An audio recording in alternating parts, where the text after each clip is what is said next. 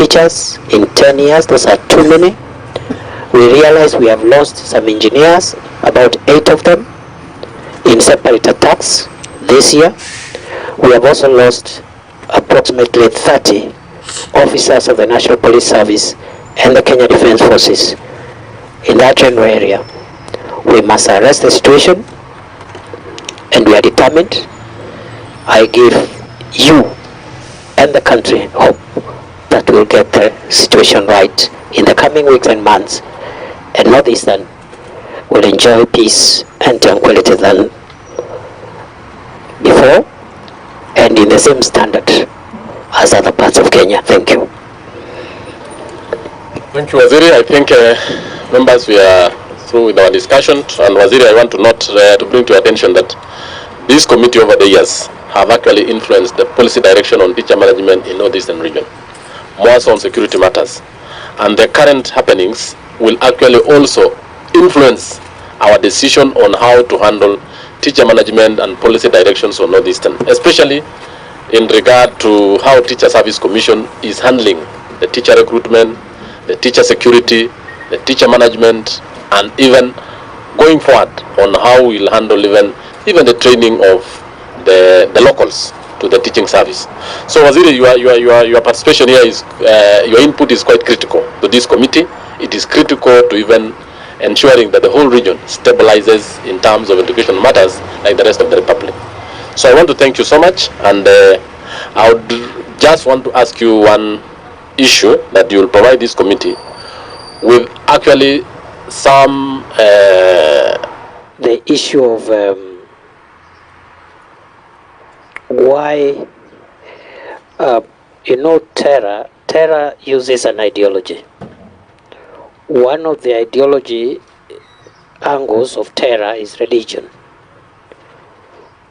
But it can also use political ideology, cultural ideology to terrorize people.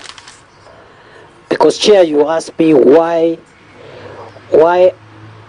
target non-local teachers. It's an ideology that we terrorize society by dividing the local community from the community that is not local, either on religious lines or whatever other lines. And that explains why there has been a focus on teachers who are not from that region. It's a strategy of terrorists to cause division within society. Now, the other question which was asked was about the role of communities. The role of communities in the fight against terror. And I think a suggestion has been made. It would be dangerous for us to start apportioning blame and saying the leaders are to blame, or the administration is to blame, or the security agencies are to blame. The solution to the problem in the north is to do what has been done in Somalia. I think that's the best practice we can get, is what has happened in Somalia, where the local community together have decided enough is enough with Al-Shabaab. So the communities have organized themselves and said, can government come and help us organize ourselves to fight Al-Shabaab? So the fight against Al-Shabaab in Somalia is being led by communities with the support of government. And I think for me that's where we are headed. And already we are getting very positive feedback from leadership of all cadres from that area, that the communities are ready to assist government tackle the Al-Shabaab problem, because you cannot have a police officer guarding every homestead and guarding every citizen. It's not even feasible. And I've also said that because of the very close relationship in terms of language, religion, and culture between our brothers and sisters in Northeastern and the people who come from the other side of the border, this problem can only be resolved if it is community-led with the support of government, so that again we don't have anarchy. And if we try that, I think we'll achieve a lot of progress. The Honorable Malulu. On that note, Waziri, yeah. It means that you are yet to start, or you have started it already? We are on it. You are on it? We are on it. We are actually engaging. We are on it. Thank you. We are on it. That's why I spoke very confidently. I said, it's just a matter of time. In the next few months, we'll crush all those elements and get our country back. Because I think everybody now in our country is fed up with this problem. And the problem is temporary.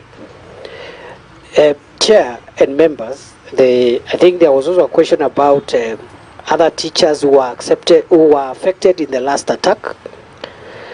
The question I was asked to answer before you today was on death and injuries in the last 10 years, not on the affected teachers. So I know there are others who were affected in that attack, but they were neither. They were not killed or injured, so they were not part of my statistics, but they were evacuated. And in terms of when they will go back, we believe that by the time schools reopen, we'll have gotten the situation back to order. So I'm sure by the time schools reopen at the end of this month, we'll have reversed the situation there. Those teachers should be able to return to work. The other question was why teachers are being attacked inside police stations. I've explained, and you know, this is the danger of announcing some of the measures that we are taking. You know, that's why you find my statement is the way it is, deliberately. Because it was made public that the non-local teachers are residing in police stations for their safety. So it became easy for these terrorists to target them from there. As to why, for instance, they would attack and kill the teachers and not police officers, part of it is divide and rule. You attack and overpower police posts if the numbers are not adequate to withstand the insurgents or the terrorists. But deliberately, they will just kill the teachers and leave out the police officers.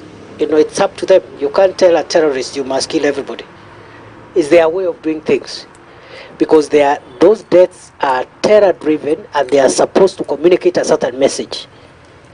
And that message is divisive and is whimsical to the terrorists. But over and above that,